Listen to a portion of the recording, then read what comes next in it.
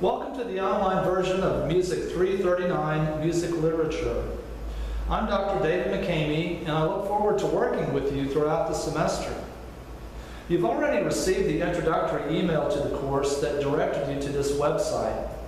I would like to go through some basic information about this course and give you an idea of how things will work. Please take notes as you listen to my directions.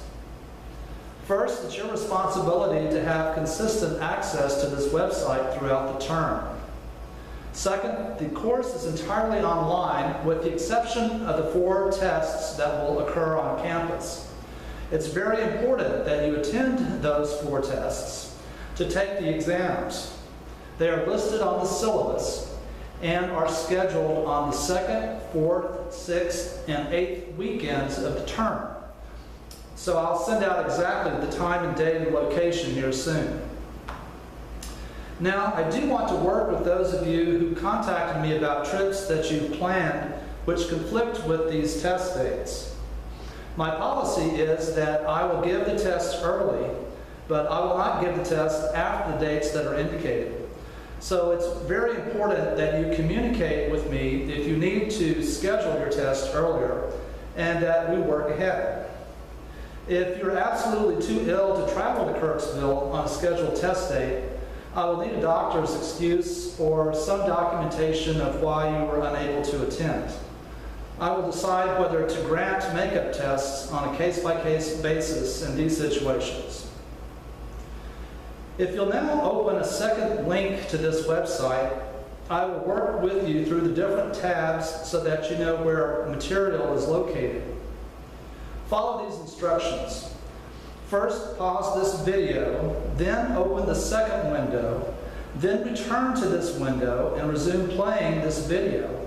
And finally, return to the second window so that you can click on the links and so forth as you listen to my instructions while the first window is playing. It'll take a minute to do that now.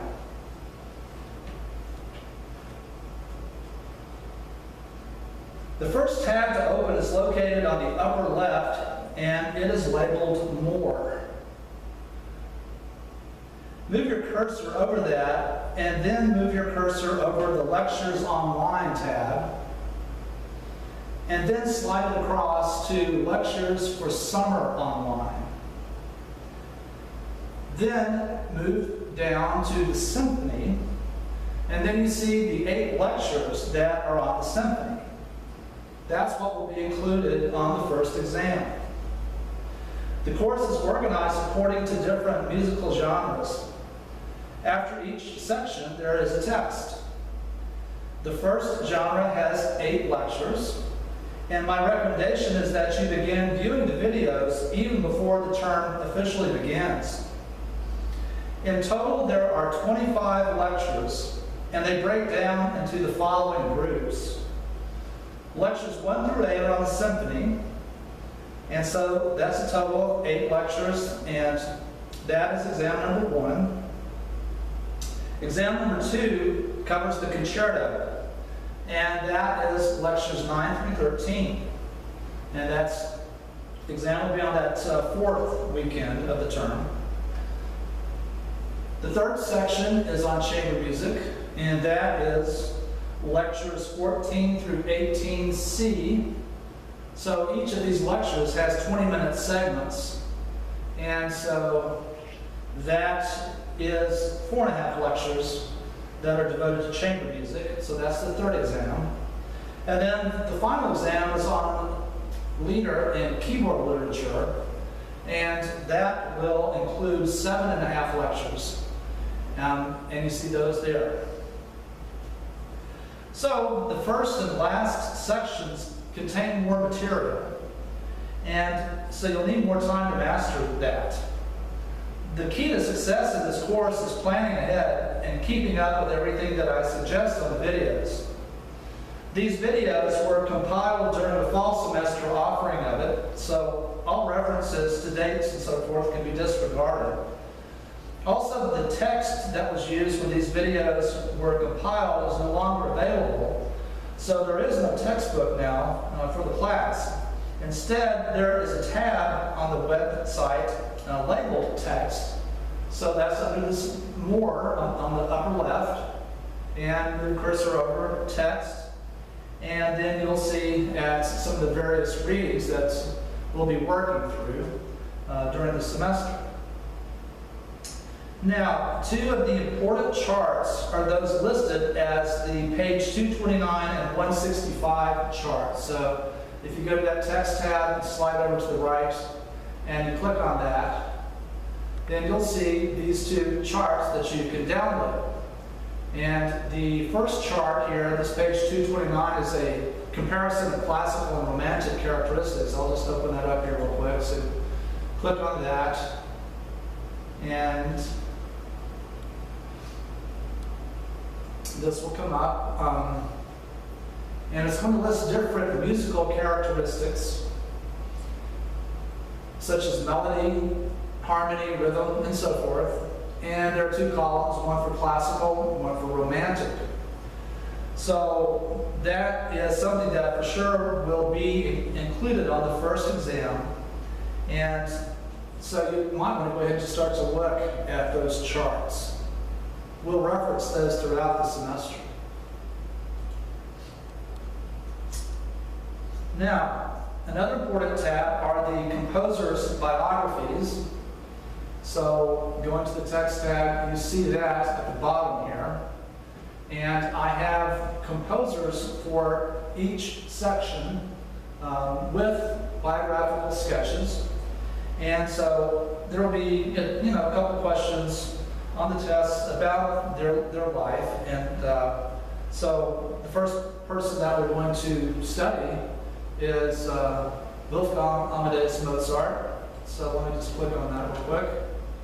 And you can take a look.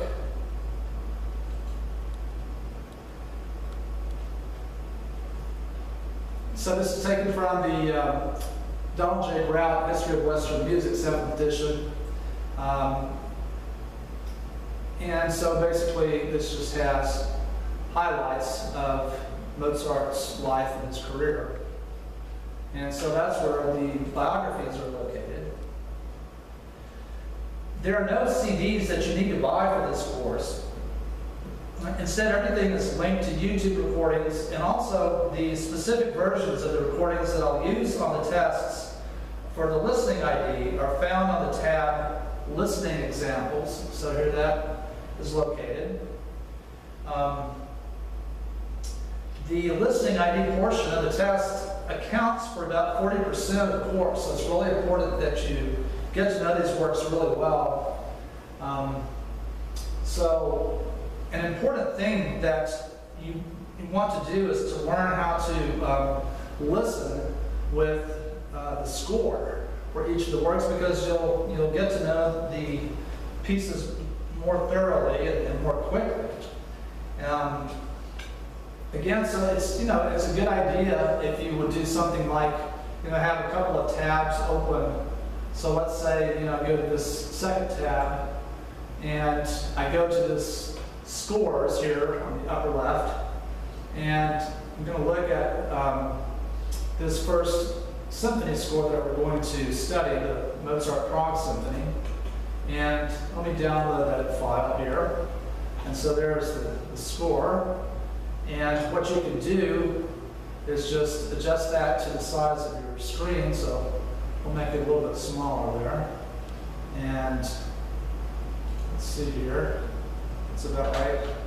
So I'll go back to this first tab, and then I will pull up this YouTube listening and click on the Prague Symphony, and then go ahead and click on this and go back to my score on the other tab, and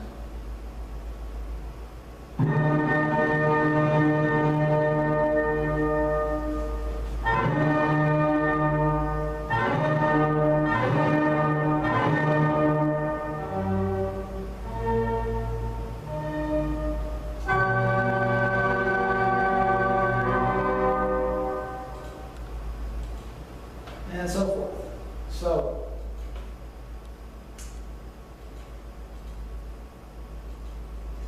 That's really important that you listen with the score. Another thing that's important to do is to know where these theme sheets are located. I'll refer to those at certain points. For each of these works, if, say, for instance, you click on the symphony theme sheet, and we're going to download these, and you will see for the Mozart Prague Symphony, the main melodies, and these are the melodies that you'll be tested on. And so the examples that I give you on the listening ID will be taken from these melodies that are on the theme sheet, so it's like a study guide for you. And so we just heard an introduction theme there a moment ago. This is the A theme that you hear about 3 minutes into the symphony, because it starts with a slow introduction. And this is the B theme, and so forth. So that's important to know about that tab, and to either download those or refer to this, so you know what it is that you're listening to. It's a really good way to organize your study too. You should be able just to look at those themes and be able to recall which work it's from.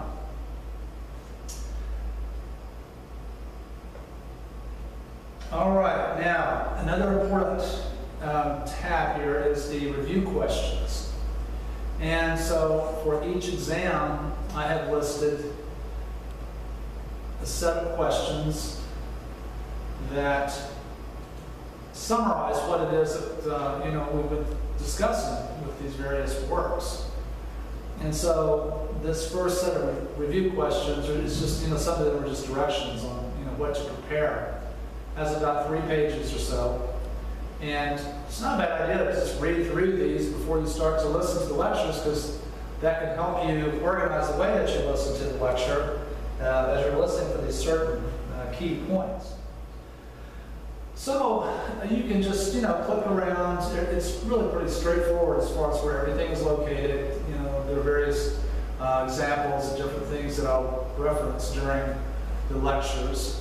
The syllabus is listed here, and I'll be in touch with you via email throughout the semester, so it's really important that you check your email often and communicate with me that way anytime you have a question, because definitely if anything doesn't work, or if I can help you with anything, something that you might not understand, whatever, just let me know, and we'll get it figured out.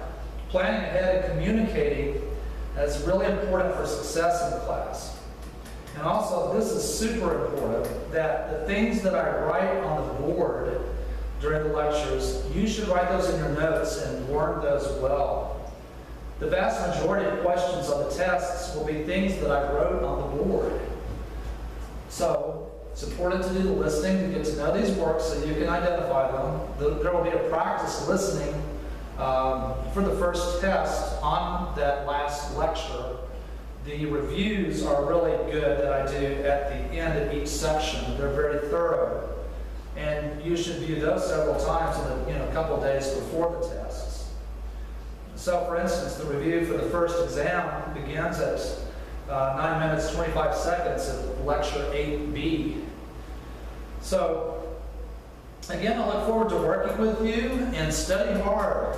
This is really important material, and it will form the basis for your understanding of Western European common practice art music.